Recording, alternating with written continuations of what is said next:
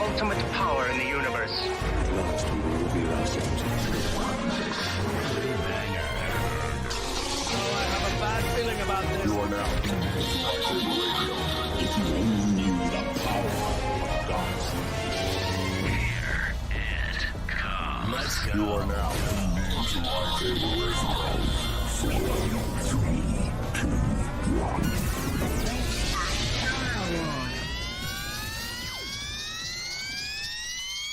Hello there. Welcome to LightSaber Radio, the most outrageous Star Wars show on the web. If you haven't already done it, make sure you smash that subscribe button as well as the bell icon so you will be notified of all of our future episodes. Also, don't forget to press that like button. It helps get these videos in front of other Star Wars fans so they can get in on the outrageousness. So how's everyone doing today? I'm alive. Good. After the Okay, y'all are just like, y'all are just sucking on the excitement in this about doing the show. CJ was going first, that's why I waited. I Okay? appreciate it, and I was. I'm alive. I mean, hell of a night. I'm alive. I made it out. I'm probably gonna hear about it later, but I made it out. I'm here, surprisingly. Yeah, y'all are just like so enthused nowadays. It's like, oh God. Yeah, bro. Woo. Okay, so on today's show, we're going to be discussing some of the memorable moments of Star Wars, some of the things that attracted us, those moments that captivated us to turn into Star Wars fans for life. It might have been that first jaw-dropping moment that the Imperial Star Destroyer flew over the heads of you for the first time, or when Darth Vader redeemed himself by throwing the Emperor over the edge and returning the Jedi. Maybe it was in 1999 when that wonderful teaser trailer announced that every legend has a beginning. Or maybe it was in 2015 when a more distinguished Han Solo told his Wookiee co-pilot, Chewie, we're at home. At some point okay, I'm trying to read this shit. I wrote this shit down because it was important the way I said it, and I'm fucking it up, so excuse me. At some point in the Star Wars story, we have all had a moment that absolutely hooked us. And there are a lot of Star Wars moments to choose from. We have 11 films, multiple live action and animated TV shows. These are those certain scenes that just seem to gravitate towards, that we all just like so much. Those moments that become the very reason we love Star Wars and the reason that we keep coming back. But before we get to that, we got to get to the Hothbreaker. Now, Garrison, if you don't have a Hothbreaker, I have one. Because I kind of heard you before we hit start, like, oh shit, I don't have it. That's all I heard. So, I'm sorry. So, if you don't, I got one. So, you got. Sure. All right. In Star Wars Rebels, Zeb and Agent Kalis are stuck in a cave with the Bonzamai. Whatever the hell. I don't know why they named them that. Weird thingy, yeah. There's some really big monsters, okay? And they're stuck. If you were stuck in a cave, what Star Wars character would you pick to be stuck with? If you were stuck in a cave with these monsters, who would you want to be on your side? Damn. Jar Jar. Jar Jar. Leave Jar Jar, run. Jar Jar can get Have you seen the episode? They got to climb up the thing. It's all ice and shit on an ice planet. You know, it's hard as hell to get out of this damn thing. Zeb had to put Kalis on his back and literally climb out this damn cave. But Jar Jar's getting left behind and getting eaten. But you got to figure out how to get out of the cave, though, or you're gonna get eaten too. I know what I see where Garrison's coming from, because like I said, like I've said, I don't know if I've ever said it on live, but I don't run from anything. If I'm running from it, you better be running too, but you better know how to outrun me. Because if you don't, I'm gonna trip you. It's gonna get you, and I'm gonna get the fuck away. How you gonna get out the cave though? You seen the episode? They were like picking Boba Fett, and then we're hitting that rocket. And we're getting the fuck out of here. Hey, Kyle, your mic is kind of fuzzy. Like, it's not Is so it? clear when you talk about it. Is that better? No. No. Is that better? Is that better? No. Not yet. It's still not better? Space Command. Oh, Space it's a little Command. bit better. You're in the right direction. Yeah. It's this damn. I don't know. I gotta get a new wire. My wire sucks. Hey. If you don't talk as loud, it works. If I don't talk it loud, Yeah. Okay. That happened again. how about now? Is that a little bit Yeah, better? that's right on par right there. Okay. Shut your ass up. Be quiet. I'm just kidding.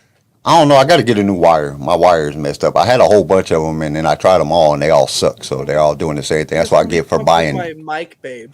Don't you call me out. It's like $4. I keep buying like cheap ass wires. I'm like, I buy a expensive ass microphone. Let me buy this fucking $4 wire. This it's a piece of shit.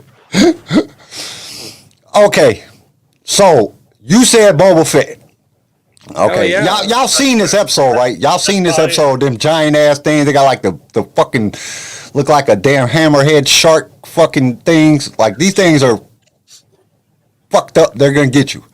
So you're gonna pick Boba Fett, CJ. You're really gonna pick fucking Jar Jar. You're gonna die, Garrison. Jar Jar cannot do anything to help you get the fuck out of this cave. Boba Fett's No, probably you know smart what 'cause he can throws- just fly you out of there. I'm picking Yoda. Well, you know what throws me off about Garrison saying Jar Jar? Jar Jar has this miraculous way of getting out of shit, though. That's the thing. He would find a fucked up way. You know, remember that episode in Clone Wars when he goes... When and he's he the has Jedi. Yeah. And he's found 14 different fucking ways to get out of that sketchy ass situation where he should have died. Like the big fucking booga monster that he's talking about. He would became best accidentally friends cause with a it. cave-in. So Find a way. I think I think I'd pick Yoda because this is why. Yoda can use the Force, throw me out of the cave, and then he'll stay down there and he'll try to fight him and he'll probably get killed because that's the type of, he's the true Jedi. Sacrifice yourself to save everyone else. So yeah, I'd have to pick Yoda. Like, Yoda, help me out. Like, you got to get me out of here, Yoda. I think I would pick Yoda. Yeah, Boba Fett would only save you if you got money, CJ. Yeah, you might die. He might just blast out of there and leave your ass in there like, screw you, I don't give a shit. Bro, look, he's like, good luck. Bye. Good luck. But yeah. Dave, I do remember all the times he didn't die and should have. I can count. I can count very high numbers of the fact that he should have been blown up. He should have been shot. Sebulba should have broke his neck in a Phantom Menace when he did that. Like, he's gotten out of some sketchy ass shit. Like, he should have died from the tank. I think that would have been a great way to enter. Qui-Gon tries to save somebody and he gets ran over by a tank. Boom. Hey. Welcome to Star Wars. What's going on, Bodie Collection? Hey, man, you didn't get back to us on Instagram. You want to come on the show? You didn't tell us. We was going to bring you on the show today. Did he? No, I didn't get any messages. Yeah, that's what I'm saying. I left him a message talking about if he wanted to come on the show today, we'll bring him on or bring her. Or I'm sorry, I'm. We're not assuming genders here. Yeah, that's what I'm saying. I don't know. I don't think I ever asked. I don't think I did either. Tori, we just want to say we're sorry that you have to be with our friend CJ because he's crazy as hell. I'm not crazy. I'm just stupid. I'm surprised you weren't on the couch, Fred. He gonna be sleeping in the doghouse if he keeps messing up. I know. I know. He's in that special. Ouch. Yeah, but you love me. My stupidity lightens your day a little bit. Sometimes it angers you, but most of the time you laugh at me and calm me down. No, we have this thing where we look at each other. So we were at a concert the other night, and it's one of those bottom fill cups for beer, right? Uh-huh. But she swore that they poured it from the top, which they probably did. Well, I was like, babe, is that one of those bottom fill cups? She's like, no. And I'm like, babe, it's got one of those magnets. It's the bottom fill cup. She's like, no, it's not. And she grabs her finger and pokes the fucking magnet off. Beer everywhere, right? I looked right at her and I said, you're so pretty, baby. So we have this thing where we'll look at each other and I do something completely dumb. She'll look at me, she's like, you're so pretty, baby. And I'm like, I know. I try. And then Garrison's in a happy mood today. He's in a really, really happy mood. His wife is visiting him on his work away from home. So the wonderful Addison is there in the room with him, and he's super happy. Look at him; he looks so good. Bodie He looking so happy and smiling. I'm a dude. Profile picture is my wife Victoria. Oh, that's dope. That's cool, man. That's really cool. If I put my wife as my profile picture, she'd probably stab me. Yeah, I think people would start DMing me like, Tori, did you change your name? Like, I don't need that shit. I'm good. I'll just share a photo with her. Today's my wife's birthday. Tomorrow's mine. Really? Yep. Wow. Happy birthday.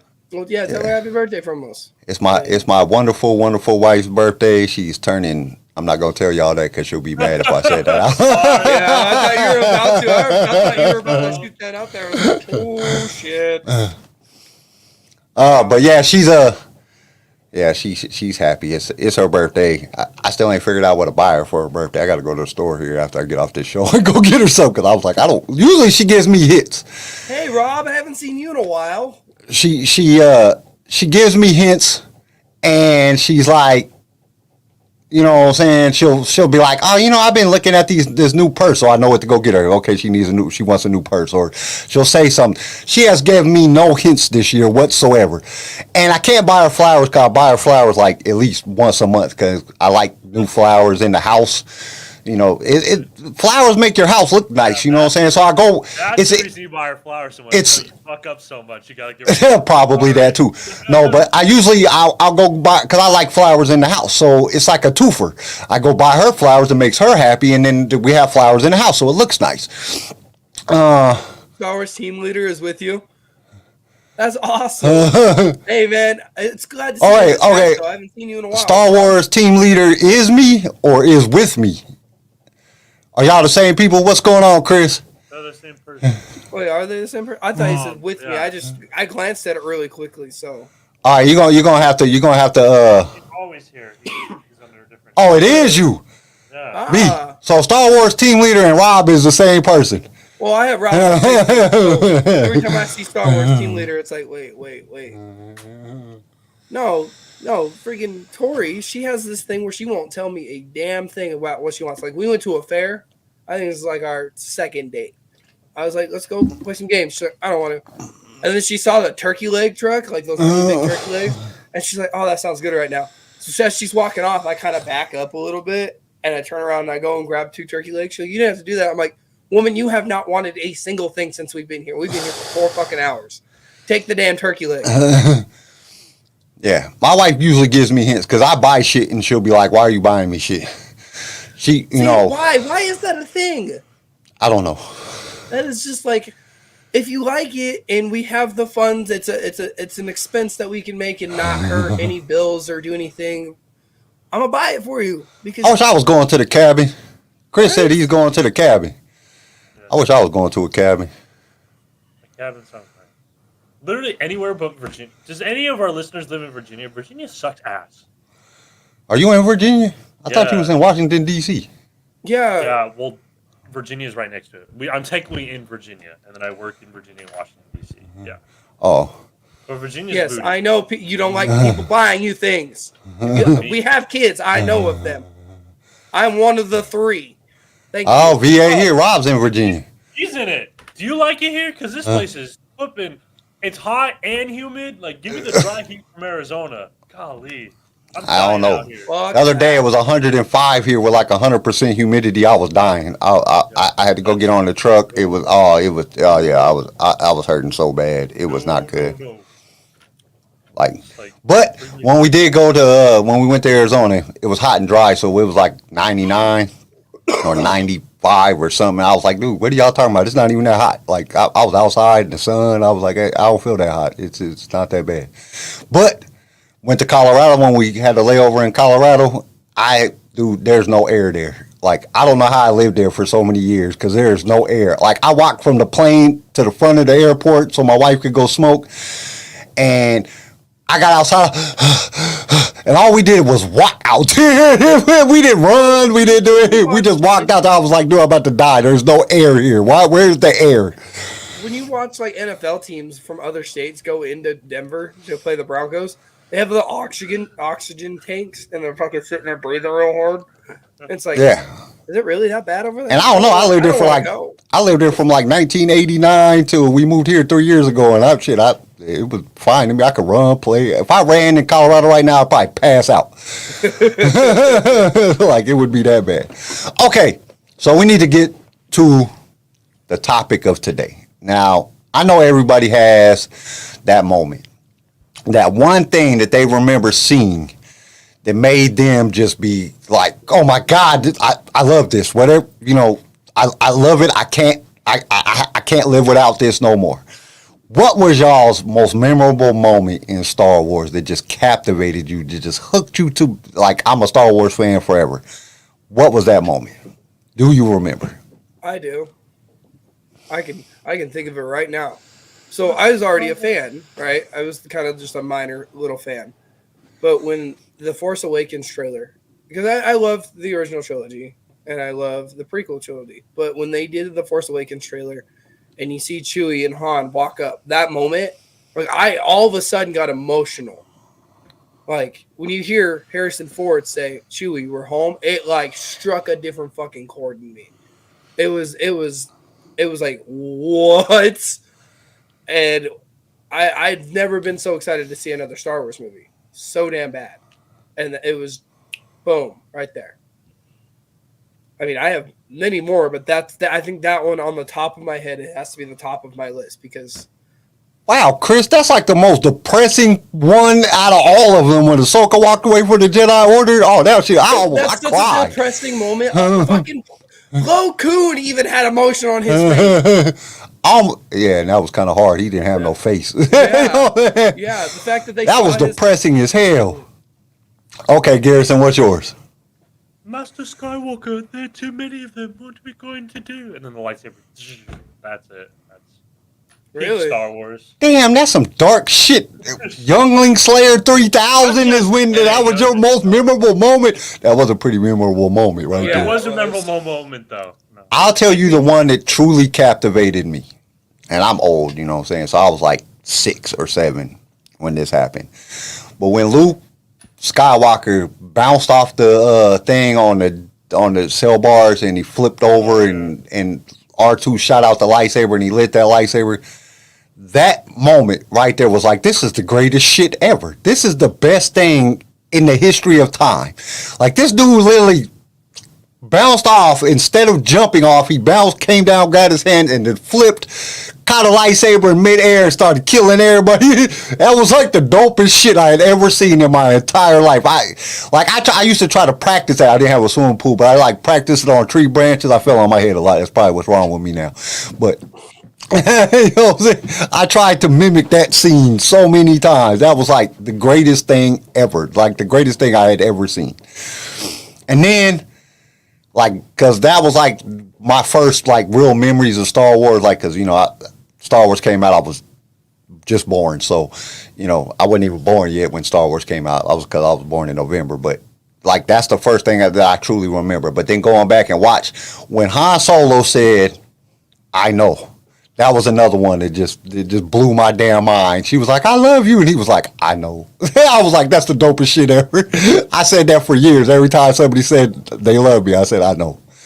That was like the two things that really got me. But the Luke Skywalker flipping off the thing, killing everybody, that was just the other most iconic thing that I can think of is after seeing that scene in Return of the Jedi, years later after the prequel trilogy, in Clone Wars, when Anakin and R2 do it on that slave planet. Yeah. When I watched that episode, when it came out that day, I was like, "Oh shit! Oh shit! It's happening! He's doing the thing! He's doing the thing! Watch! And sure shit, nodded his head, got the lightsaber. And I was like, "Oh man, R2, you sneaky shit. You just, this is your idea. This ain't nobody's idea but your idea. You've done this before and you turned around and did it again." I think another one of the scenes that like really captivated me too was in the Clone Wars, the movie, the animated movie, when Anakin called Ahsoka Snips for the first time. That there was something about that moment that just caught me. He was like, "Wait a minute, Snips?" Why? Because she was just being a smart ass to him. But I was like, "Dude, oh, that's another one. That's another good one." When Maul lit them lightsabers, oh. Have you ever heard Natalie Portman talk about that? Yeah, I've seen that the interview. Man. Yeah. Oh, speaking of memorable moments, Natalie Portman in episode 2. Yeah. Which time? All the times. The whole show. The whole movie. Dude, have y'all seen the Thor and Love or the Thunder and Love and Thunder, whatever? Have y'all seen that? Like, why does Natalie Portman? Yoked. She got bulked up. Those aren't prosthetics. She went to the gym with Chris Hemsworth for a year straight to bulk up for that role. Did she really? Holy crap. Yeah, that shit ain't fake. Like, people cropped that one photo where it's like, oh yeah, little Annie, you want to try me now? That's a cropped photo. But when you actually see her, like, on the carpet, her arms are chiseled. Like, oh my God. She could go into a professional fight and kill it. Because Chris Hemsworth does that. No, Chris Hemsworth does the boxing training for the oh damn it, I can't think of the word all of a sudden. Thanks, the cardio portion of it. So she does a lot of that. No. Yeah, she's swole. She looks old. Like she has gotten old. She don't look like, I don't know what, like she needs to go talk to like some of the, like, you know, some of the other actors that are just, you know, like still look like they're the same age as they did when they were 20. Because she's not using whatever products they're using. Like a fine wine though. Like, I'd give it to her, don't get me wrong. Hell yeah, I'd give it to her. Well, I don't know now. She's kind of buff. She might beat me up, so, you know. Might choke me the hell out, but, you know, I still give it to her. You don't do something right, and she's just got you up by your throat. I don't know. I kind of want to go see that. Like, watching that, I was like, dude, I want to see that. Like, I haven't really been that excited, like, to see a Marvel movie since, like, Infinity Wars. I don't know. Or Endgame. So Taika Waititi directed this one and Ragnarok, and I loved Ragnarok a lot. I thought it was funny. I liked the movie, but I didn't want to go see it when I seen the previews for it. I was like, I don't want to see this. Like, this is, I just like stupid. That they brought like this Make-A-Wish kid in, and they were doing that scene, and the kid's like, "No, how about you say this?" And it's he's a friend from work, like a fucking like 6-year-old kid with cancer gave them one of the best lines in the movie, like. So she was 5 years older than Anakin. What in Phantom Menace? So, and he's what, 44 now? So she's like 50. He's like what, 44, 45 now? No. Yeah. Are you talking about Phantom Babe? Or are you talking about Attack of the Clones? Are we talking Hayden or Jake Lloyd? Yeah, what are we talking about here? Yeah, which one? You got to be specific. Because I'm like, wait a minute. Because in the movie, Hayden, in Attack of the Clones, Hayden's supposed to be 18-year-old Anakin.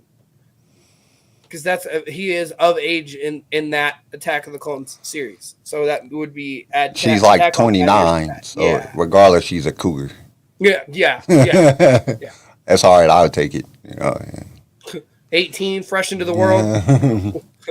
We jump a year and a half, and next thing you know, you got that woman pregnant with twins, and you only think there's one. Well, no, this is my thing too, man. I think that's where they messed up too with the Jedi Order. I really think that. I truly believe that they messed up.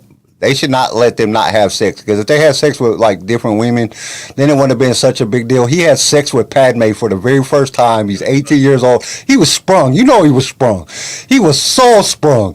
That's why that's what turned him into Darth Vader. He was sprung. He was like, this is the first time I ever got some ass. Oh my God, it was so amazing. I love her. I would do anything. I will turn to the dark side to make sure that everything is okay. And then, you know, then she ends up dying. You got to think, out of anybody that he could have tapped into, because, well, when, in the bar scene, all those girls were looking at him and Obi-Wan. Out of any woman that he could have had sex with, he dicks down a senator, former queen. Like, he went top tier level. But that's the first time too. You know how, like, the first time you got something, you know how you was. You loved the shit out of that girl. She was the most amazing thing in the entire fucking planet. She could have been a fucking dwarf dog looking motherfucker. You wouldn't give a shit. She was the most beautiful person on the entire planet because you busted a nut. And then, you know, it wouldn't matter. And this is like, if he was having sex before that they let the younglings and they let, you know, the Jedis have sex, he wouldn't have been that sprung, and he probably would have never turned to Darth Vader. He would have probably been like, oh, yeah, I love you, but, you know, it's not no big deal. It's all right. You know what I'm saying? Because ain't nothing like that first time. Jedi Academy. Jedi Academy, Yoda would be like, today's lesson, go to Twillick Bathhouse, we will. Yeah, exactly. You got you can't just. That was awesome. Yeah, that there isn't no way you can't just abstain young men for all that time and then just here you go and then he does it on the down low. I wonder how many Jedis actually have like affairs that the Jedi Order don't know about. You listen to Master and Apprentice, right? Yeah. That old boy that's protecting that little girl that's a queen. He'd be digging down anything in that bar. Like, he straight up, that one girl's like, you want to come home with me? He's like, well, I got to get back to the palace, but maybe later. And sure as shit, later on, he's digging old girl down and off in the distance. In a lot of the movie, and I mean in a lot of the books, there's a lot of different Jedi. Even in the new series,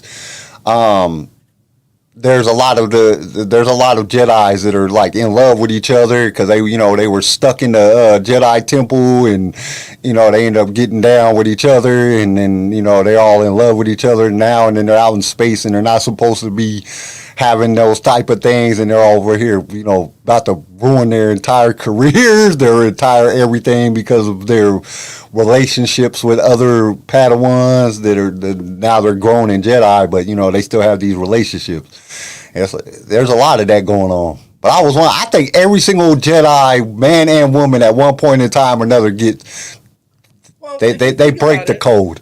If you think about like Anakin, he went to the dark side for pussy. So did Quinlan Voss. Quinlan Voss went to the dark side for a piece of ass. Like, come on now.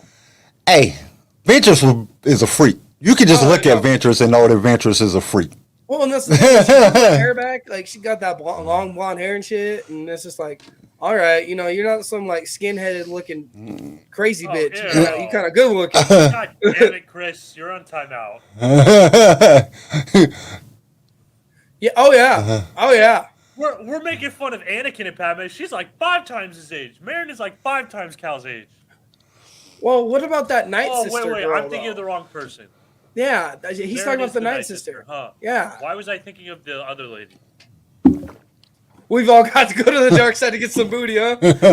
Yes. Hey, even Luke hooked up with Mara Jade. You know what I'm saying? Like, they're all doing it. They are. It's like you cannot I don't care how strong you are with the Force. It's not going to keep you from them natural urges that you get, especially as a young man. Oh God, that's like terrible. Go back before Anakin and that. It's Duchess and Obi-Wan. Duchess tapped that ass because she didn't want to leave him alone. She wanted him again. I mean, just imagine when you're like 14, 15 and you wake up in a puddle and you're like, what the hell is all this? You know what I'm saying? Once that happens, it's done. You know what I'm saying? That's the only thing you care about for the rest of your life. You know what I'm saying? Like, okay, I have to do that again. Whatever that was, I want to do it again. Well, what kills me is like with Duchess and Obi-Wan, the way Duchess looks at Obi-Wan is like, yeah, he got me good. He digged me down good. Now I want him back here. And then she sits there and tries to tell him how much she loves him. And he's like, yeah, I would have left the order for you. And in my head, I'm like, oh, that's sweet. And then the other side of that dirty part in my mind's like, is he really that good? Hey, he's good at everything he does. He has that defensive. He went in defensive. That slow stroke. He was slow stroking. God damn it.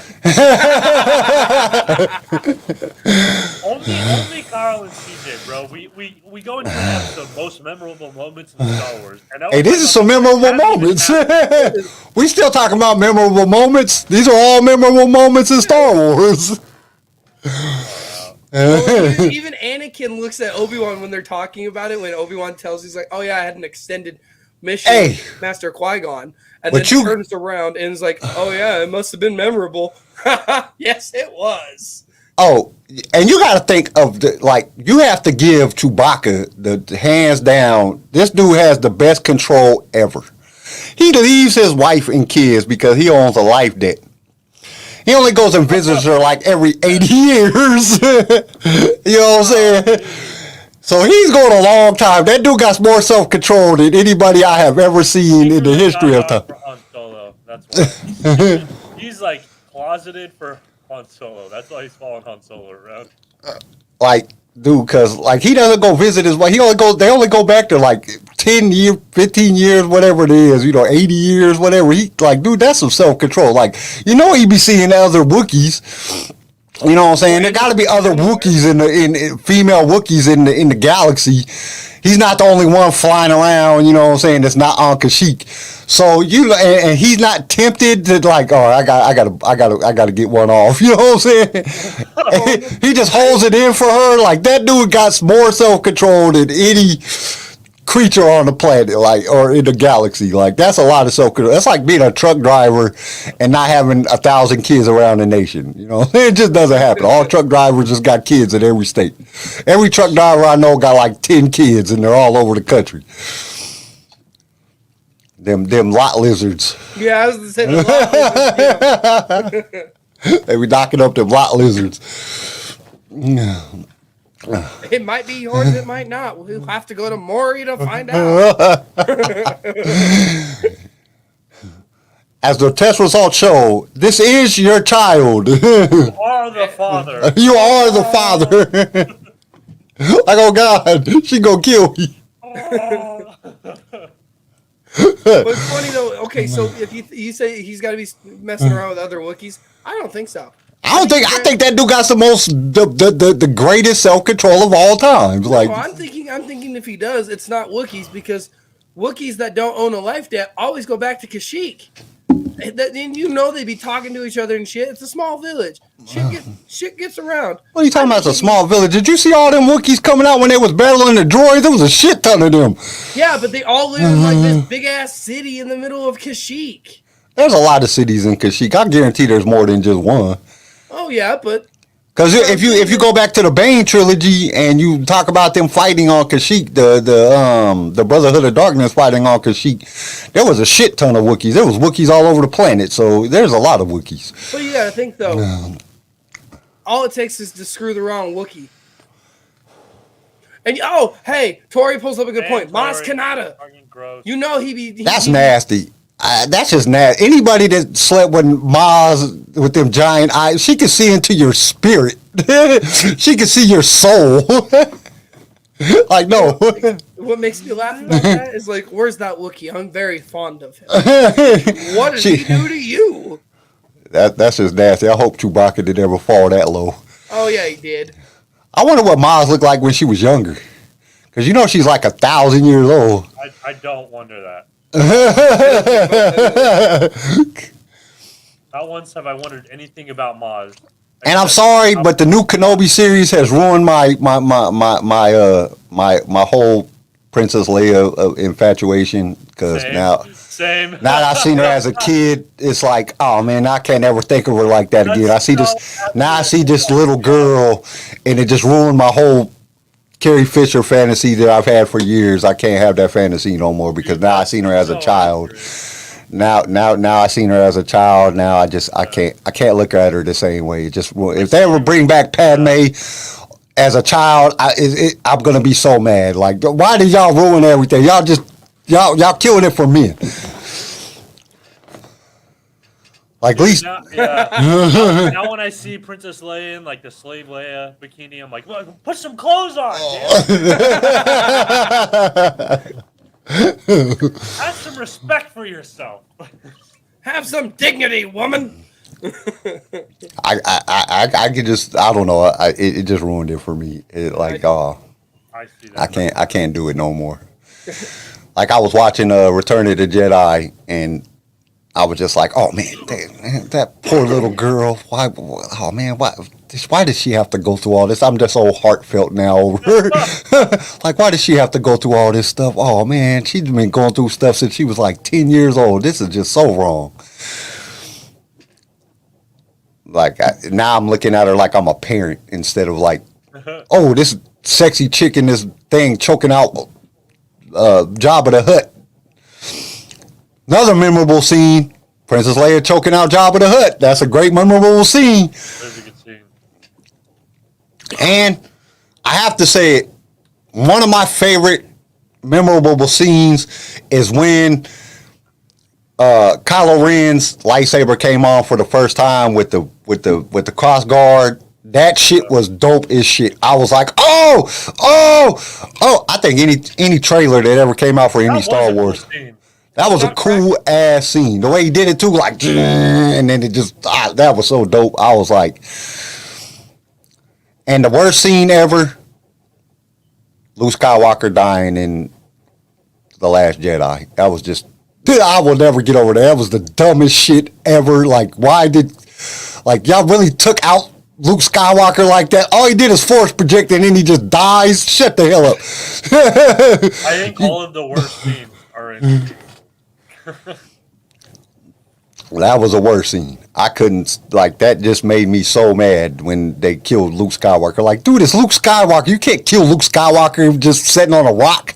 You know what I'm saying? He's sitting on a rock and he just dies. Shut up. Y'all just ruined Luke. Fuck Disney. They just did Luke Skywalker. So I don't even know how he played that part.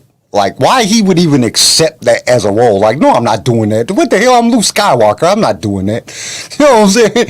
Like, up the hell no. Y'all gonna have to rewrite that. I'm not dying like that. Like, at least let me get my head cut off or something. Just something happened. Like, really, I'm just gonna die sitting on a rock? No, I'm not doing that. But you can't tell me that when Yoda lifted the X-Wing out of the swamp, that was not a great ass moment. That was another just great moment. That moment when he lifts it up, it made you feel like you could be anything. Like, I'm gonna fly to Mars. That's what I'm gonna do when I grow up. I'm gonna go be in space. I'm gonna be the president. You know what I'm saying? It made you feel like you could do anything. If Yoda could lift this damn ship out of the water, I can do anything with my life. Anything that I want. It was like when Rocky knocks out Apollo Creed in Rocky 2. It just gave you that feeling like you could conquer the planet, the whole world when you seen that. It was like, this is one of the greatest feelings ever. There were so many of those feelings though. Like, just then when Star Wars is like, you're watching it and it's something happened and you're like, oh my God, like, oh, it gave you hope. That's what I don't understand. That's one of the things that I don't understand. It's like, dude, Star Wars fills you with so much joy in all these great scenes that we have. You know, like when Leia turns off the carbonite and Han Solo falls out and she grabs him in her arms and she says, somebody that loves you. That scene just sparks this just joyous feeling within you. And it makes you just like, oh my God, Star Wars is so great. But then people sitting back talking shit about every little thing that has to do with Star Wars. Like, what is wrong with y'all? They give you so many great moments. Like the first time that Den opens up the thing and we see Baby Yoda. Like, dude, that shit was amazing. Like, dude, a memorable moment that I have is when Han Solo goes.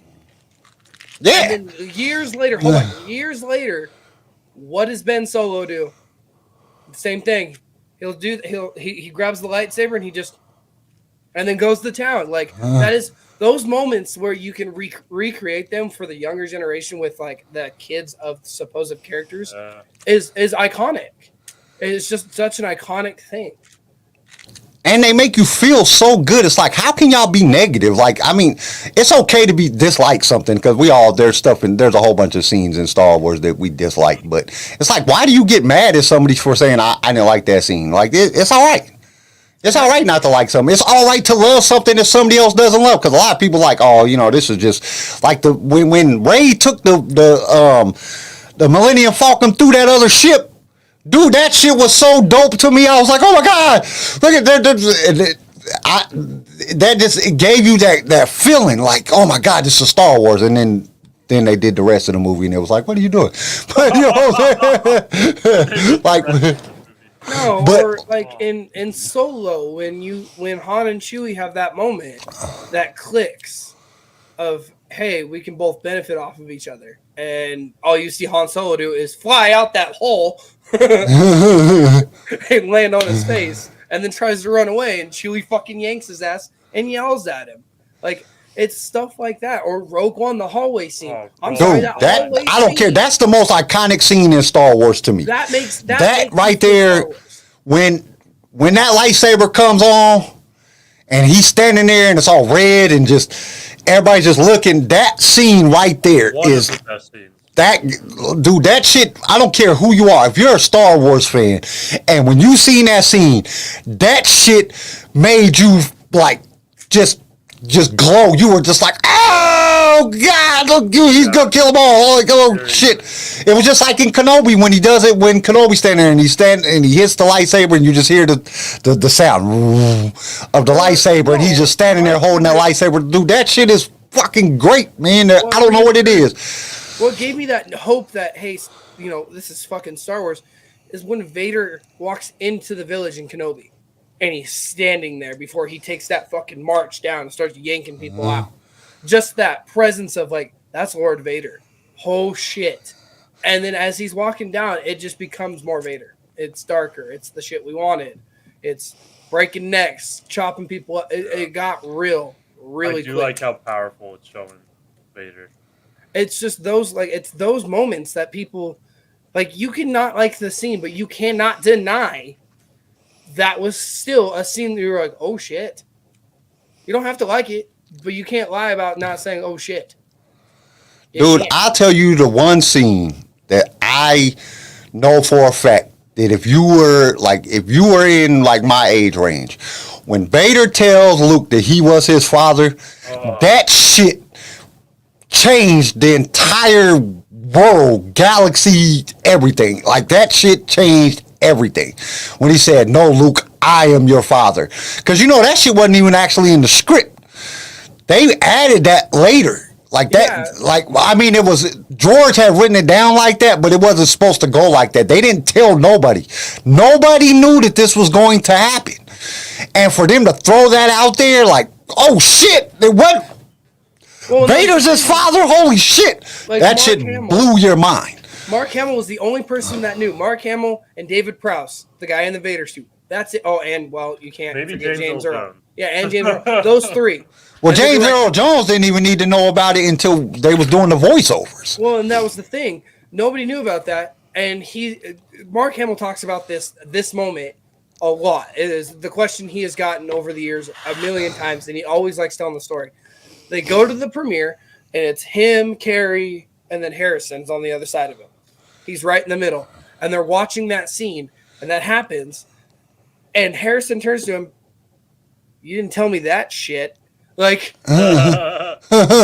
that's the thing. Like, even Harrison Ford, the most non-expressional person, the guy who didn't even want to be in Star Wars, still looked at Mark Hamill and was like, what the hell, bro? You didn't tell me that. That's something else. That's Well, it's a just whole like different the I know scene. Yeah. He just said that, Everybody. and they just kept it in there. That was not the line. That was not the line that was supposed to be in there. He just said, I know, and they just kept it in there. George was one of the top with improvise. And some of these iconic moments in Star Wars were just improvised moments. You know what I'm saying? Somebody just improvised the scene, and it turned out to be fantastic. And now it's like one of the most common sayings in Star Wars, you know. I don't know. People's- Hello there has been pretty good now. Yeah, hello there. That was another great scene. That was another great scene. People Dude, anticipate it now. like Yeah. that scene, and then when Cody and them, when they execute Order 66 and then Cody and them shoot at Obi-Wan Kenobi, dude, that shit was like, oh my God, what's cool? Well, what are they doing? All of the Order When that 66 happened, fantastic. when that happened, and that music score, that's what got me. It wasn't the shot that dropped him. It was the immediate sad music that you can tell it's kind of like a death, like a burial kind of music at a funeral. The second they took that shot and that music score fucking hit, and it just tore through all the Jedi. That, I think, got me more than the scenes itself. It was the music that they put in that scene that made that scene better. Dude, the score, the Foley, the music, everything in Star Wars is probably what made the most memorable moments. Because you got to think about every one of those changing scenes where something memorable happened. The score changes, The Foley changes, everything changes, and it draws you. I'm telling you, man, dude, for that dude to be a gabillion for years, he has been putting out some music that has changed the way that fans look at Star Wars. That everybody just the emotional response that music can give you and a sound effect can give you is just phenomenal. Like it I don't even know the words to describe. I don't think there's words to describe it. It's only an emotion that you get. It's a feeling. The thing is like, it's so iconic that people are putting it in their wedding. You have the Imperial March in a wedding. You have the. I tried to get Garrison to do that, but he wouldn't do it. No, that wasn't. And then you have the Let's rephrase that. Addison wasn't going to do it. And she was like, hell no, you ain't putting no damn Imperial Death March in the damn. I'm not walking down the aisle to an Imperial Death March. If I could go back now, I would try to get my wife to do it. I think she might have let me do it. No way. Well, and that's the thing. The Imperial Death March, or the 501st March, as I like to call it, because I call it the 501st because it's more iconic when Anakin's leading the 501st into the temple for me, or Vader. But it's that is at a wedding. You can have Anakin and Padme's wedding song at your wedding. Like, there's so many iconic things. Like, famous rock stars. Tommy Vext, for example, every time he has something that's nerdy as shit, it's something Star Wars, but he plays the Star Wars music on his story on Instagram. Because it's an empowerment. Like, John Williams made such empowering music, whether it was and he's still, and the most phenomenal thing, he's still doing it, and he's a billion. The dude is older than Jesus, you know what I'm saying? And he's still making great music, like still. Because Obi-Wan Kenobi theme song is, I'm not gonna lie, man, that should be hitting. That it's pretty dope with the mixture. Oh man, that shit is dope, man. Like, I was very surprised about how good that was. I didn't think it was gonna be that good, but it's good. His music hits differently. When you hear that music, I'm sorry, we were at Disney and we're walking up and they're playing like something from the Jungle Book, right? You can hear the Jungle Book music and everybody's like kind of vibing to it. And then all of a sudden it stops. And it's Star Wars Day, so I was like, okay, you know, what's going on? Are they going to have like characters come out? They hit the Imperial March and there's people in Clone Trooper armor going through. And it's like, and everybody stopped. Like, the fact that the music was so damn iconic, people that don't even like Star Wars that are at Disneyland to go see the other shit stopped to watch. Dude, everybody in the world knows the Imperial March. I don't care if you don't like Star Wars or not. The Imperial March comes on and everybody knows where it's from. Like, that's one of the most iconic pieces of music of all time. Or the Star Wars, just the main theme. You will watch people do it one day. Just go into Walmart. Like, walk into Walmart. I've done this before. Walk into Walmart and put on the Star Wars theme music on your phone and just turn it on as you're walking through Walmart. People will stop and they'll just look at you like, oh my God. And they know exactly what it is. They know what it is. Like I said, they don't have to like it to know the music. And that's what I'm saying. Like, at Disney, you can tell some of these people were there to see fucking the princesses and they don't give a shit about Star Wars. The second that music hit the overhead, everybody stopped to look for a stormtrooper or Darth Vader or something.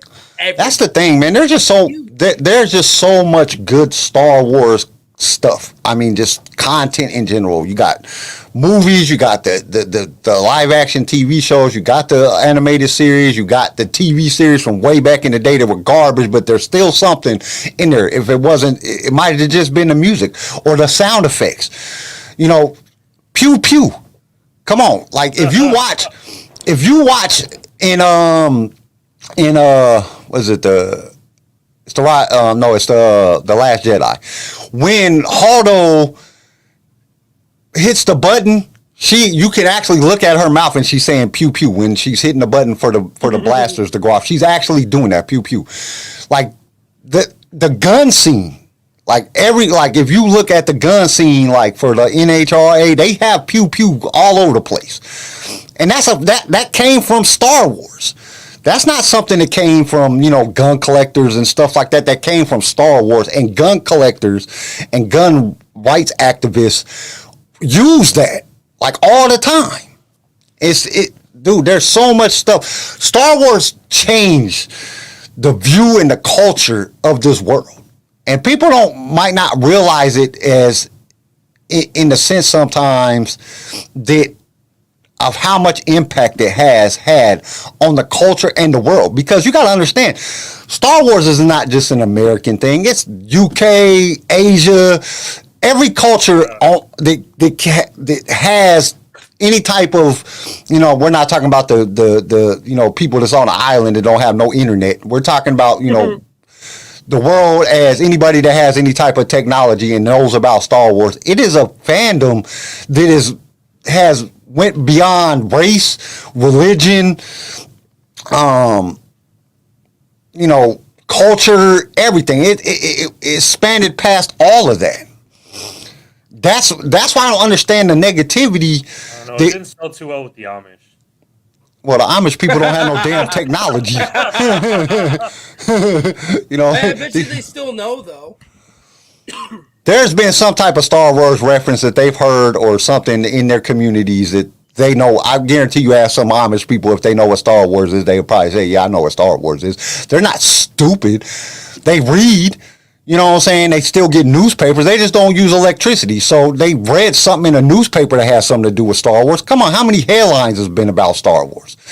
So almost everybody knows about Star Wars, and it's one thing that the whole world can relate to. You know what I'm saying? Or even Marvel or Disney. You know what I'm saying? Fuck Disney. But even Disney, you know what I'm saying? Disney can, you know what I'm saying? People know about Disneyland, Disney World. You know what I'm saying? These are things that are just iconic in a sense that majority of the world knows about these things. And Star Wars have brought a lot of people. That's why I don't understand the negativity and people want to argue with each other. Okay, it's all right to have opinions. It's okay. It's okay for me to not like something and CJ to like it, or you not to like something and me to like it, or vice versa. It's okay for these things to happen. That's why I understand why these big negative things is happening within the community. It's like, dude, it's okay. We can do all that. We can have fun. Star Wars is about fun. It's about entertaining you. It's about taking you out of the mundane world that you live in. You got to get up, go to work, take care of kids, to pay bills, all that stuff. In that moment that Star Wars is on, none of that shit matters.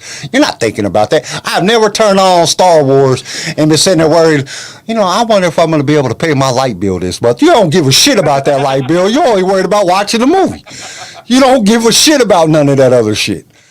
Nothing else in the world matters at that time except watching Star Wars. It takes you, it's a release from the everyday life. And the great thing about it is you could put on Star Wars now and watch it for a week. Your lights might get turned off because you ain't paid the bill, but you can watch it for a whole week and never run out of content. We have so much Star Wars content, it is crazy. It is crazy. And then you get to the books, you could probably go about a year just listening to audio books and watching movies, and you could go a very long time. A very long time. There's so many memorable moments. One of my favorite memorable moments is when, and it's in a book, it's when Revan goes, and when Revan's describing the first time he met the Sith Emperor. And he runs in, and they're about to take out the Sith Emperor, and the dude just stopped them cold in their tracks and just changed their mind, changed them to the dark side instantly. Dude didn't even get out of his throne. He just sat there on the throne and was like, boom, and just, he just fucked with their head and turned them to the dark side. That shit is dope. You know what I'm saying? To have that type of power, you ain't even got to get up and fight back. You just sat there in your chair and be like a genie, just boom, you're the dark side, and then they just go back and attack the Republic. That shit is crazy. There's so many good things about Star Wars, so many. Like I couldn't even tell you what my favorite one is. Like my favorite one is the Vader scene. I'm sorry, when that lightsaber comes on in Rogue One, there's nothing but that shit is. That is truly my favorite scene. CJ, what is your favorite scene? Your favorite all-time? All-time scene? Dude, Yeah. You can't ask that. That's impossible. You can't answer that question. Yeah, I can. Really? I have a list of scenes that hit different. I think my favorite all-time scene, honestly, and I mean in pure honesty, is the scene with Anakin and Obi-Wan in Revenge of the Sith. The beginning of it. When they're talking, and then it just goes right into the battle. Like, there's a minute. This is where the fun begins. That's it. You know what?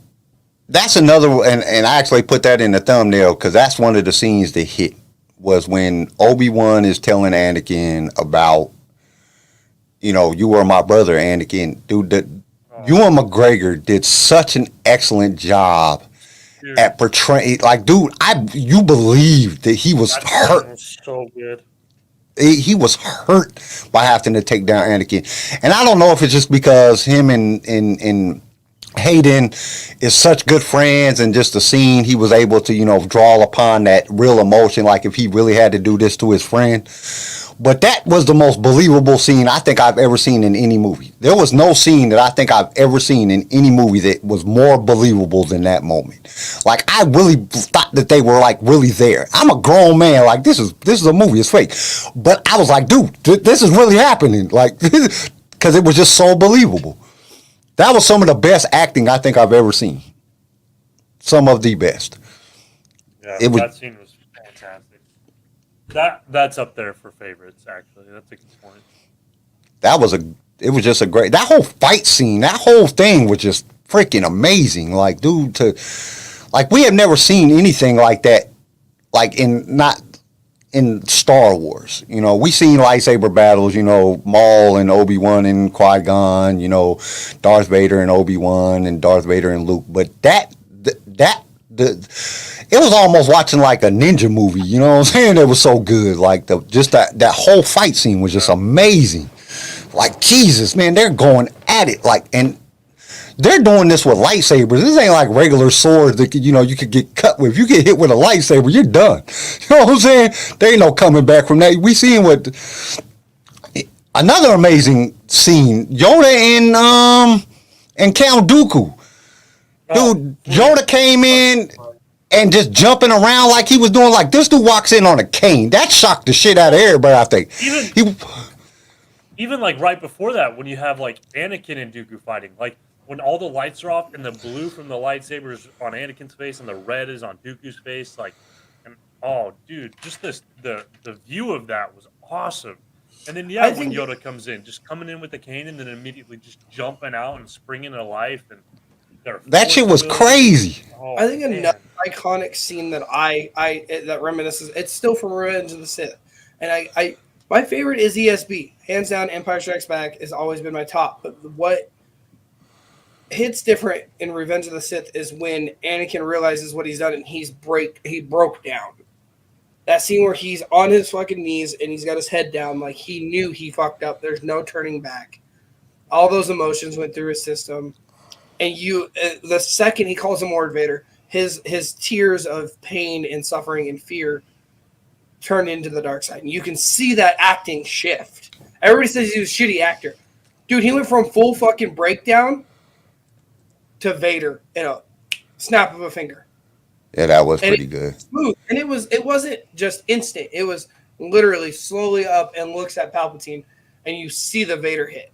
And it's like, oh shit. Oh shit. Or when he walks in on Mustafar to kill all the separatists. That was dope. And he shuts the doors and he ignites his lightsaber. You don't need to see them die. That you know for a fact. Everybody's dying in that room. Everybody. Well, I still don't know how he walked into the Jedi Temple and killed everybody. Like, there's like thousands of Jedis, and you just walked in and took them all out. Like, Darth Vader, bro. I don't care how dope you are. You're not taking everybody out. Like, even if you had the 501st, they're shooting. Most of them are going to die anyway. Jedi's is way doper than that. And he just kills it. That still just shocks the shit out of me. Like, how did he take them all? Like, everybody in the whole temple? You know how many Jedis was in the temple? Oh, that was a good one.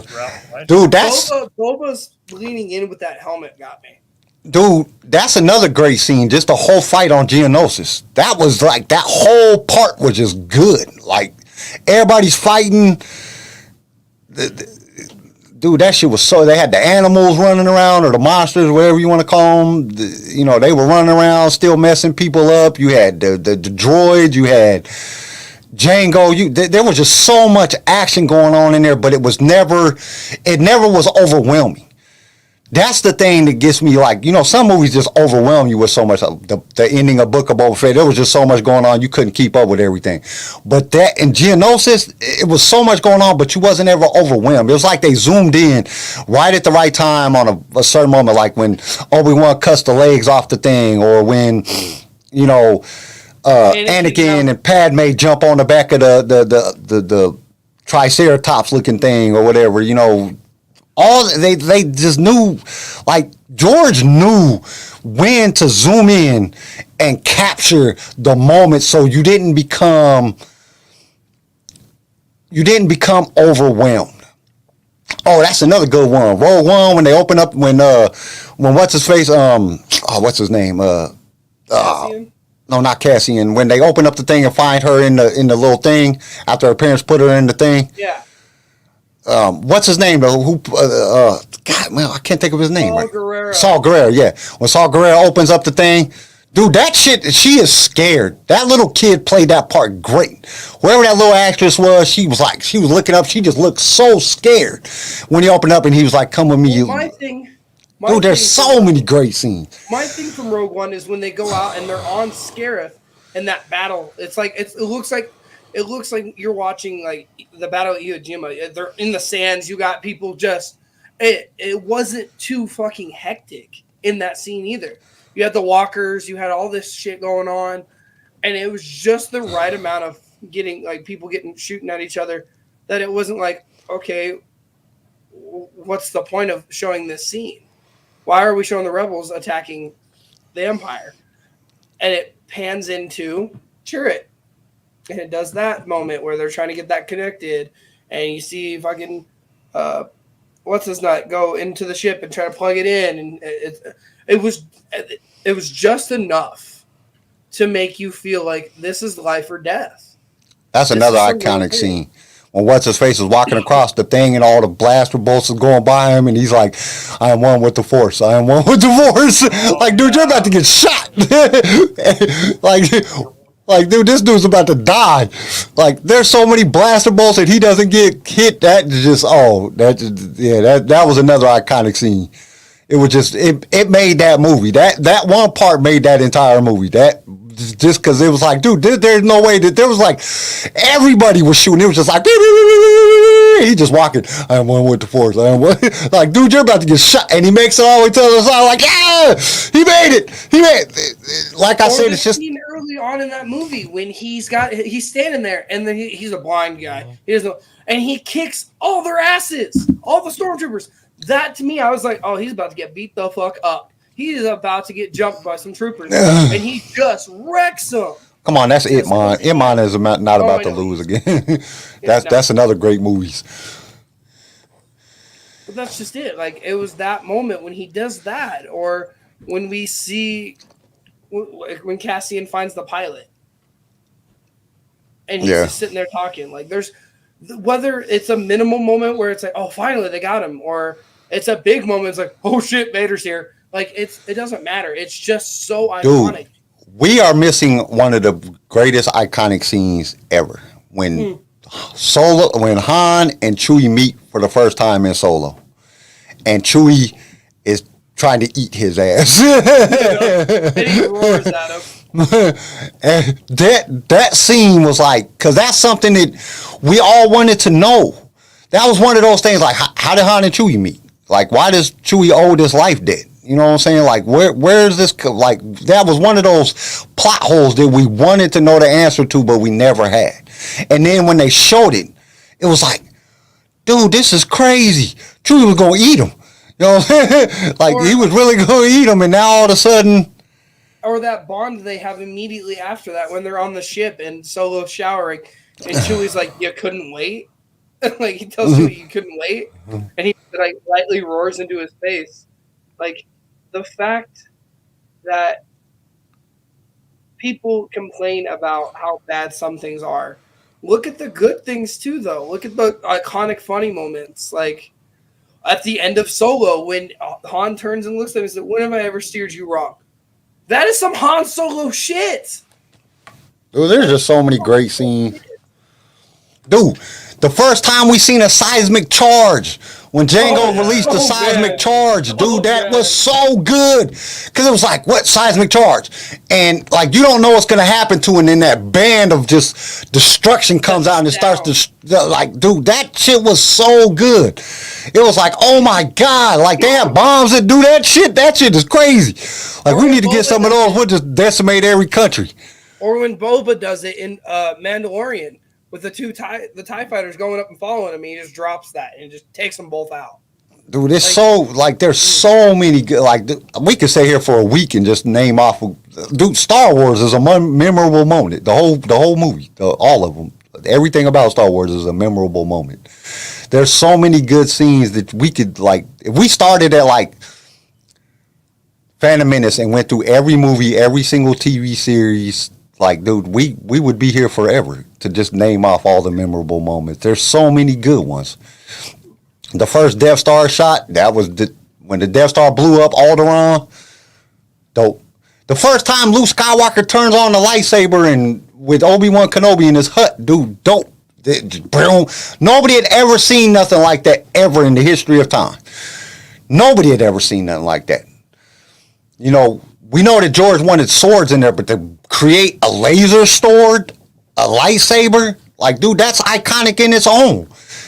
Like, how many, everybody owns a lightsaber, or at one point owns some type of lightsaber, even if it was a little Hasbro sling out one, or a cheap one from the fair, or a dollar store one. It don't matter. Everybody's had one. I don't care what you say. You can lie all you want. We have all had a one cheap from dollar the gift wrapping cardboard. My point, and you colored it. You colored it what color you wanted, and then you fought your siblings with it until the fucker broke, and then you found more wrapping paper. Like, that was just it. Like, you can't say you didn't own one, whether it was a $1 one from Dollar General or a $300 lightsaber you bought that's a NeoPixel. Everybody has owned one at one point in their life. Everybody. When you was a kid, like, if you was born in a Star Wars, now if you're like 80, you might not have owned one, but you know. If you were born in a lightsaber era, some point at when you was a kid or something, your parents bought you a lightsaber at some time for a Christmas present or a birthday. Everybody has owned a lightsaber at some point. And that's not even like, a lot of people don't even like the Jedi lore and all that stuff. You know, they didn't get into Star Wars because of that. They like the rebel part of it, or they like Han Solo, or they like Jango Fett. There's so many characters. Like, dude, there's so many characters that you can like. It's crazy, like, how big Star Wars really is, like how giant it has grown. And at some point in time, you liked something that had to do with Star Wars. If you're a human being and you've seen Star Wars, you like something about it. If it was the cartoons. Like my mom. My mom's a perfect example of that statement right there, Kyle. My mom don't like Star Wars like I do, or like we do, or, you know, my kids or whatever. How she likes Star Wars and how she thinks of Star Wars, other than seeing it in theaters and then getting her ass whooped because she was afraid of Jabba the Hutt. That was me. Yep. My mom cried, got her ass whooped out in the hallway, and then my grandma left. It was like an iconic thing, I guess. My mom tells that story like it's the funniest thing in the world every time I talk about Star Wars. That's exactly what happened to me. And the messed up thing, I already had seen it once. Yeah. Well, she talked about it. She's like, I don't like Star Wars, but I love R2-D2. Yeah, and BB-8. That's like my wife. My wife went and bought a new cup for work. She got, you know, like one of the cold chill cups, keep stuff cold and hot. And, you know, they all have, now, if you get a good one, they all say that Bubba on the front of them. Like this one says Bubba behind here. It has that Bubba print on there. I just stuck a sticker over it. But I got Star Wars stickers on everything. See, Star Wars. But anyway, she got it, and she was like, "Do you have Princess Leia or R2-D2 or Baby Yoda?" Baby Yoda exploded. I don't know anybody that, like, I hate Baby Yoda or Grogu or whatever you want to call him. I hate him. You have never heard nobody say that ever. I hate him.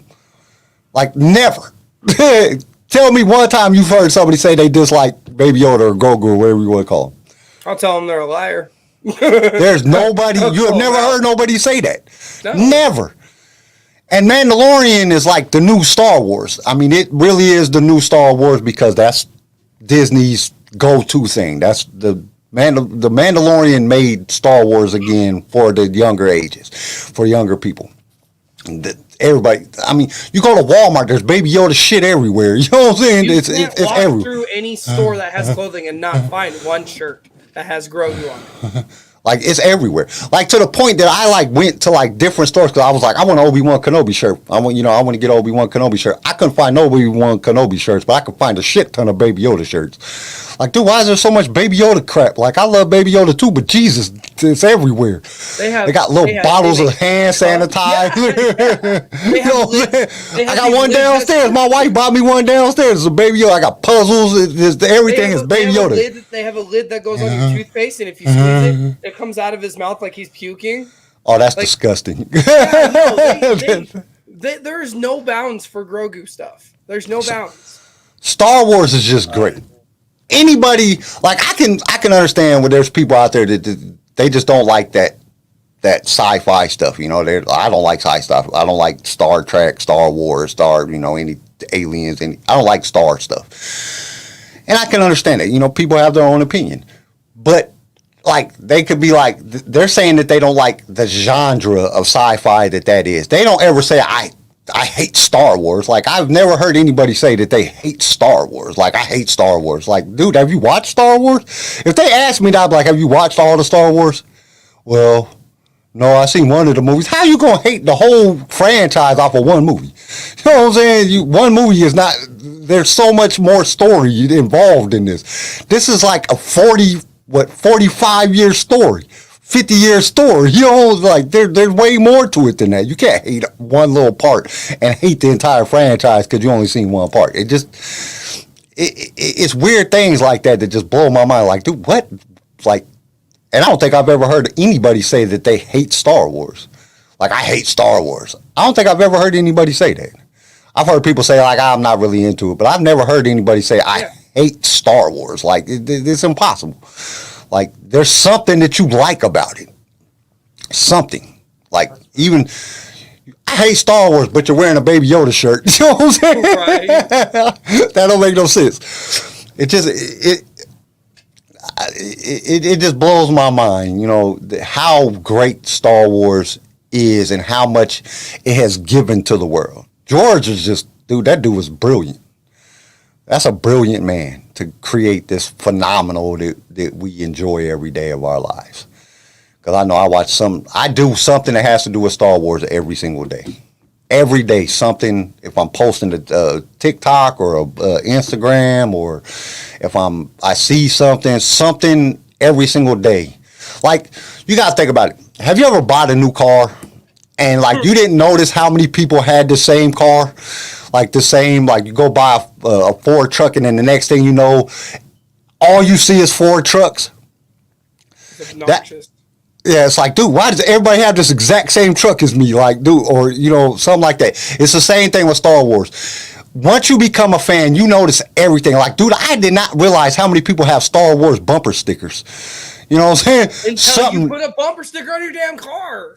Like, dude, everywhere I go, I see Star Wars bumper stickers or some type of sticker on somebody's car that has to do with Star Wars. Like, everywhere I go, they're everywhere. Like, dude, oh my God, there's so many Star Wars stickers on people's cars. Like, you'll see an R2, you know, beep beep, or, you know, you'll see, you know, Grogu, or like this. You know what I'm saying? This is the way.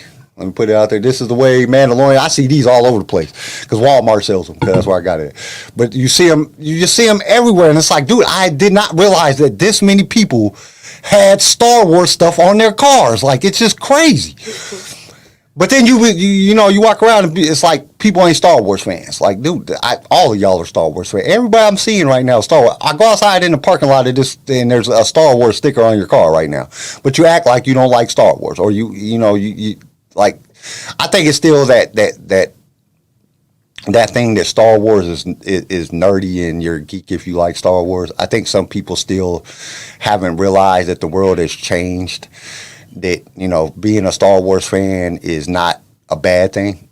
Because like for years, if you was a Star Wars fan or a Star Wars nerd or something like that, it was a bad thing. Like you were you were the Revenge of the Nerds type people that was just getting picked on. You know what I'm saying? That's who you were. And I don't think the people. I think a lot of people don't realize that the world has changed so much that it's like okay to express yourself and express your likes. Like, what's so funny about Star Wars is that it's been brought up in other movies, other iconic trilogy things. For example, Civil War. Marvel Civil War. Spider-Man pulls it up, but he's like, that really old movie with the big old walkers. And they did the trip scene that they did with the AT-ATs. Dude, there's so many television shows that have brought up Star Wars. It is freaking crazy. Like I was looking at a list of them the other day. I don't know why I was on some website and it popped up and I clicked on it. And it was like all these different TV shows that have Star Wars references in it. And it was like 1,000. It was like this list was long as shit. Like, holy crap. Garrison, shut the fuck up. Oh, I didn't realize I was on mute. Whoops. I was literally saying stuff. I was like, yeah, like Family Guy, Robot Chicken. That's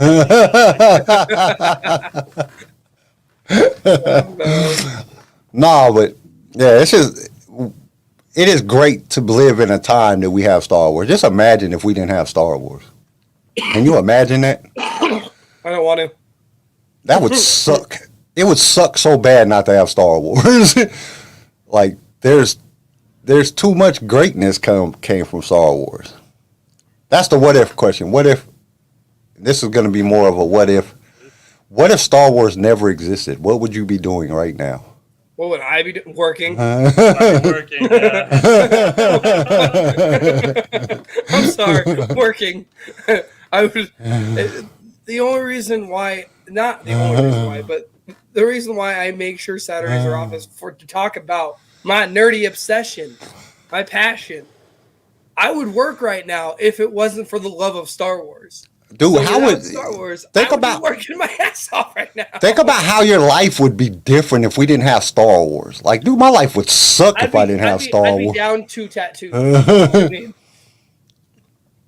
Like, that would just be so boring. Life would be boring. I guess we'd probably find something else that we loved. But I don't think we wouldn't have came together though. We came together from Star Wars. We wouldn't have came together from Marvel or anything like that. I mean, I watch Marvel, but I don't consider myself like a I like DC more, but that's me. like Marvel's is not a fandemic to me. Star Wars is a fandemic. It's like a pandemic for fans. I don't know. Marvel's getting there, dude. Marvel has some crazy things. Yeah, Marvel is good, but I just don't have that same passion. Oh, neither do I.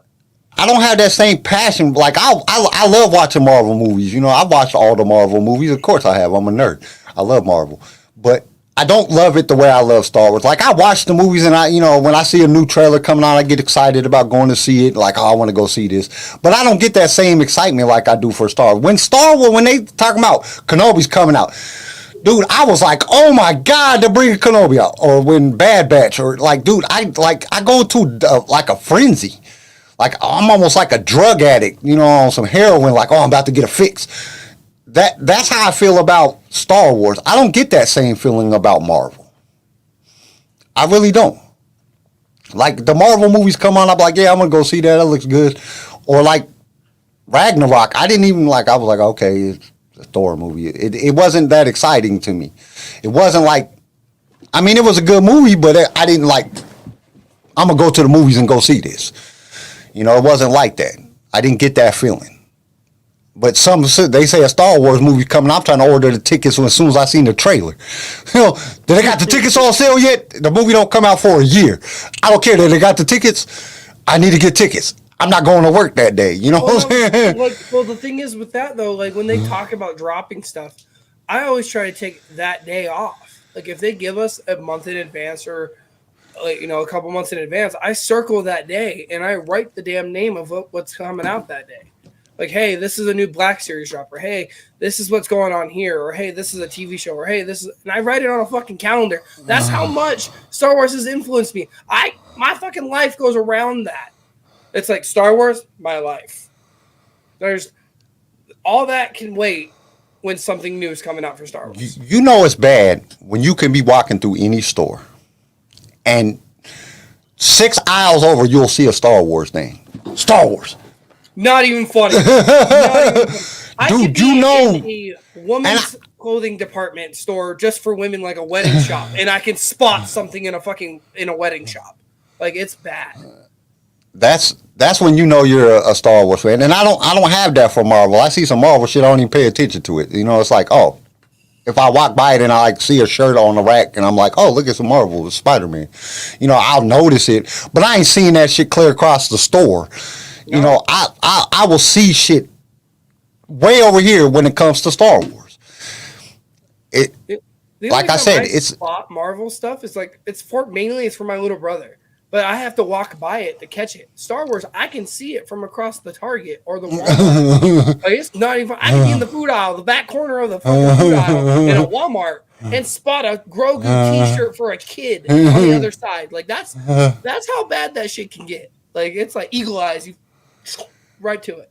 And have you ever noticed when you like see somebody else wearing like a Star Wars shirt or something, it excites you? You get, oh, there's another Star Wars fan. Oh, I gotta go talk to him. You know what I'm saying? Even though you might not ever go talk to him, but you see it like, oh my God, it's another Star Wars fan. We were at Slipknot last Saturday, and I was catching that shit. It's dark in the concert room. Like then, I can't remember who was playing. It was the band before Slipknot came out, and we're sitting there. We're up high on the side, and I'm like, "Yo, that guy's wearing an ESB shirt." Tori's pointing out like other band shirts, and I'm pointing out Star Wars shit. I'm like, "Oh, he's got a Jedi hat on," or "Hey, he's got a Mando hat on." And she's like, "But it's really like that. Like you notice shit like that. Like it's crazy. Like how we like. I just noticed. Like I noticed bumper stickers. I noticed like." Everything that has to do with Star Wars. I don't do that with nothing else. Like, the only thing I might notice is like a woman with a fat ass or some big titties, but, you know, other than that, Star Wars. Like, I notice that shit, even though I don't look. And it's a bonus if they're wearing Star Wars. One time we was in Walmart and I was walking this fine-ass girl. She had a big-ass booty. Her ass was like this. She walked by, I turned around, and then when I was coming around, my wife slapped the shit out of me. Pow! Right in the middle of Walmart. I was like, oh, God, this is so embarrassing. You know, not only did I look at another girl's ass, but then I got the shit slapped out of me. I was, this is, 4 years ago? We're walking through Walmart, and I had a similar instance, you know, fine-looking girl. I'm, like, trying to get the nerves to go up and talk to her, and I'm just, like, watching. She went that way, and I wasn't paying attention. I was like, okay, if she's over that way, whatever. And I smack a pole. No hesitation, just smack the pole in the middle of Walmart. It's like those videos of the guys riding the bike and they're like staring at the car and they hit the car in front of them. I felt that moment. It was like I hit that pole going Mach 6. Like, shit. All right, we got some news and rumors for today.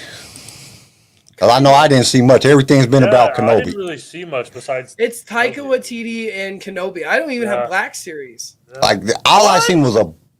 Oh man, if CJ doesn't have toys, there's really nothing to talk about. Well, the only thing that I have is the Obi-Wan Kenobi lightsaber that Hasbro dropped, but that was like 2 weeks ago. Yeah. And I pulled that up. Like literally, if you like, really I'm looking at.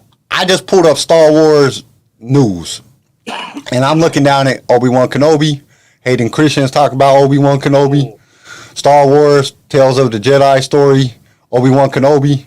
Chris Evans, which I don't know, would love to be in Star Wars. Okay, that's nice. Obi-Wan Kenobi. Star Wars chronological order. Like, we all know that. Lightyear spoiled. Buzz Lightyear. I don't know what that has to do with Star Wars. I'm excited for Buzz Lightyear. I don't care. Oscar Isaac, uncle is in Star Wars.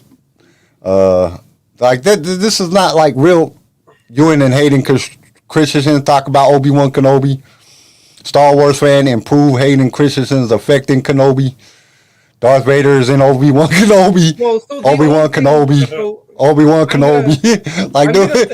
I got some Obi-Wan Kenobi. So Enzo rings, they make those rubber silicone rings. And I gotta shout out Tori for this because she just sent me this and I completely spaced it. They made a General Grievous Obi-Wan Kenobi ring that says hello there and it says General Kenobi. That's it. That's the only thing. That's Like then that- thanks, babe. That's the only thing I got. Right, There's- let's go to the quiz then. All right, who's doing the quiz? I guess I'm doing the quiz. All right, I'll do the quiz. I got questions. Do we not have a what if? What if was kidding, what I'm if kidding. Star Wars never Yeah, existed? I know. We just skipped over the promos. We just skipped over all the videos. We're going right into Impossible Quiz. Let's do it. Whatever, man. All right, here goes the Impossible Quiz. Stop right there, you rebel scum. Prepare yourself for the Star Wars Impossible Quiz. Blast them.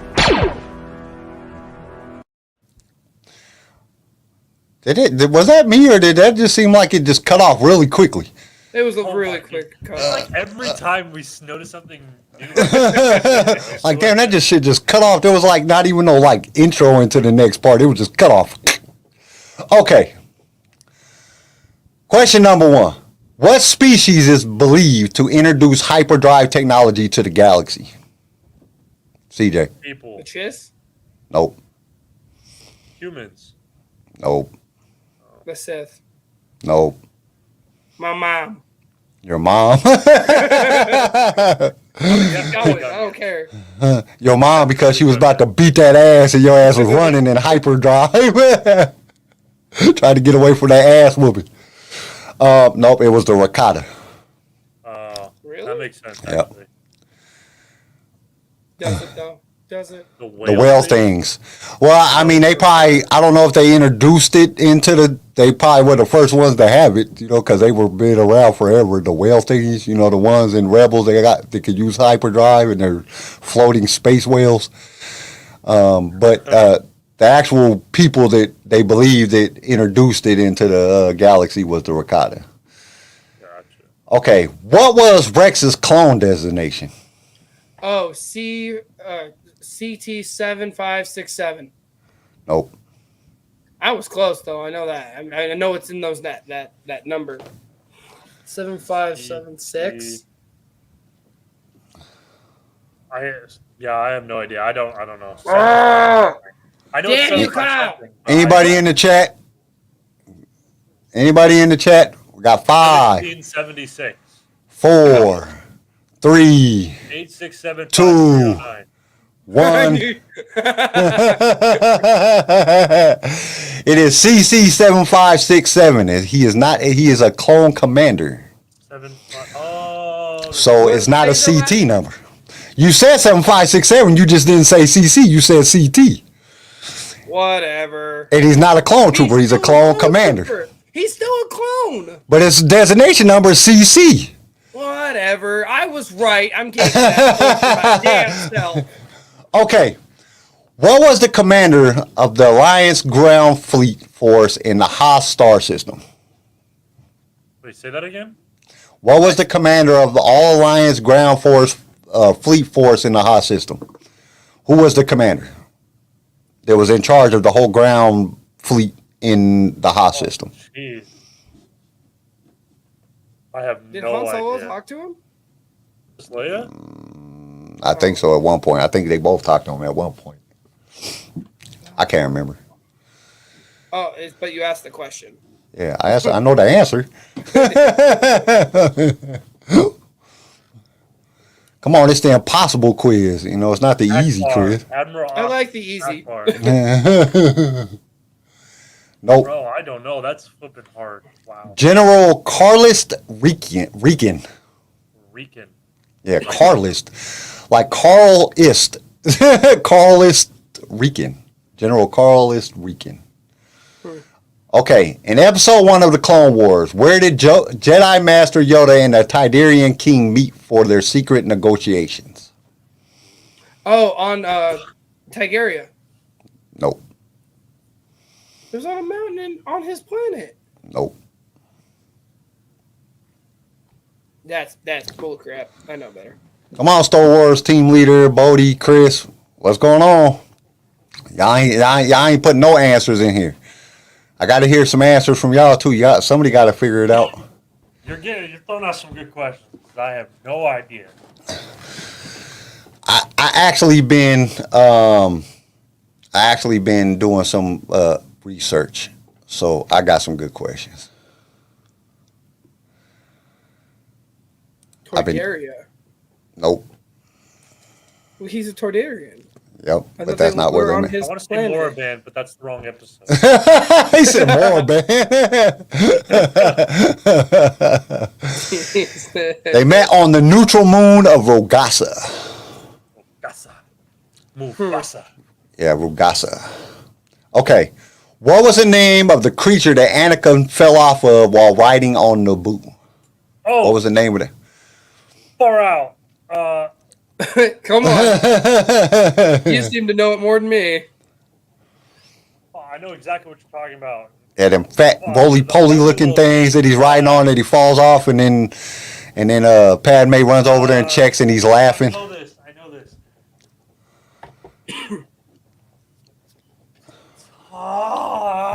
Because it was in Clone Wars, there was a herder that I can't remember their names now. Eopie's Rue. Oh. It's not Eopie. I know. Hold on. I don't remember. Nope. The name is like as soon as you say it, I'm gonna remember it.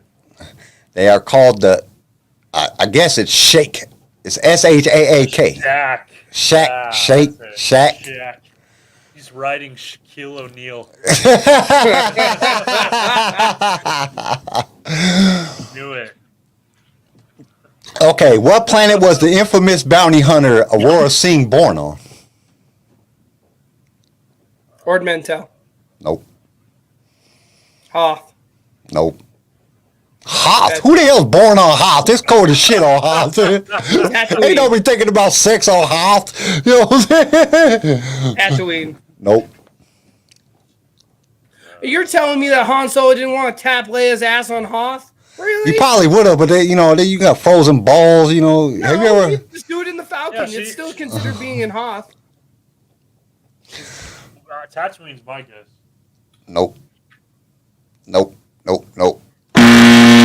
Y'all get the buzzer on all of the answers. There, bro. Nar Shaddaa. Nar Shaddaa. That was Yeah, Nar Shaddaa. Oh, you should have guessed then. Okay. This one y'all might get. I think we've asked this question before, but I didn't remember, so I just threw it in there. Darth Maul's starship in the Phantom Menace had a very special feature. What was that feature? Stealth. Okay. It was stealth. Cloaking device. Oh. We already asked that question, didn't we? I Yeah. couldn't remember, so I was like, dude, I'm gonna ask it again. I'm getting Yeah, you wrecked asked right that now. question because I answered that question the first No, I think time. Charlie asked it. I don't think I ever asked that question before. I think Charlie asked it. Okay, what was Star Killer's birth name? Galen Merrick. Star Killer? Yeah, Oh, so we're going into like. I got questions on everything. I'm not basing it on one thing. We were talking about memorable moments, and this is like a Yeah. bunch of shit. So DJ got it, right? yeah, it's Galen Mark. Okay, what kind of ship did Luke Skywalker race with his friends through Baker's Canyon? TC Skyhopper. A T what? TC Skyhopper. Nope. What? I know it's a Skyhopper. But there's a certain number that it has. Yeah, there's something specific with it. I can't think of it. Damn. Oh, T16. T16. T16. Yeah, T16. Garrison, you are looking at Google. We can see you. It's in your eyes. We can see Google in your eyes. I'm joking. I did. I'm joking. I'm playing. Okay, question number 10. On what planet did Darth Bane trick the Sith into destroying himself with a thought bomb? Korriban. Nope. Thank you. Wait, no? Nope. Ah, you and I both had that. I thought that was. No, because it's the same where he found his friggin' apprentice. I can't think now. Rain or Darth Xana. Yeah, Darth Xana. I don't give a shit about her legal name. Darth Xana sounds way better than Rain. I named a dog Rain. Darth Xana sounds dope. I don't even think her name was. Her name wasn't even. Her name was. Huh? Rusan? Yep, Rusan. Way to See, go. I didn't make them all impossible. I did make them. And anybody that listened to the damn my other podcast should have known the answer to that shit. They talk about it for freaking 3 books. Oh. I got it. Yep. No, I got the Star Wars encyclopedia, all three of the Star Wars encyclopedias, and then I got the new revised version Star Wars new edition thing. I got the Star Wars character encyclopedia, and then I also got the Star Wars book. So I got all them. So I'm gonna have some good questions. If I don't come with 10 great questions off of them books, then I don't know what the hell we suck. But I also didn't try to throw every single one as a hard question. You know, Charlie used to kill us with that shit. Like, dude, how the hell I don't know what type of toilet paper George Lucas uses. Like, who's gonna know that? Like, he has a special brand that he uses to wipe his ass. It got Star Wars writing on it or something. Yeah, it's called Palpy's Love. You know what I'm saying? Like, how are we supposed to know that? Yeah, Charlie did so it was just too hard. I wish Ken was here for the quiz. So, I think next week who are we bringing on next? Wednesday. Didn't we already talk about this? Who's coming on next week? Is Chris coming on Wednesday? Or is he coming on? Chris on Wednesday, and then Bodie, or team leader. Star Wars team leader. You're coming Saturday, right? Star Wars team leader. Okay, so I'm missing Chris. Just be here. It's 9 o'clock at night. It's 10 o'clock. Why the hell they got you working at 10 o'clock at night and shit? Like, what the hell kind of shit is that? Right? Crazy. Like, dude, what the hell? Like, who the hell is doing shit at 10 o'clock at night? Like, that's just stupid. But I think that's what I don't know. We'll get it figured out. We're gonna message everybody on Instagram. Yeah, so Star Wars team leader will be here next Saturday. Chris will be here. I don't know what I'd do without you sometimes. Team leader was late Saturday episode. Yep, so because we're doing the Saturday episode next week. Which we'll hit you up on Instagram. The Instagram and give you all the details. Ram. And then so I think, oh shit, if Chris is coming on the Saturday episode, well, I don't know. We might have to do it after that because I know oh, come on, brain, fuck.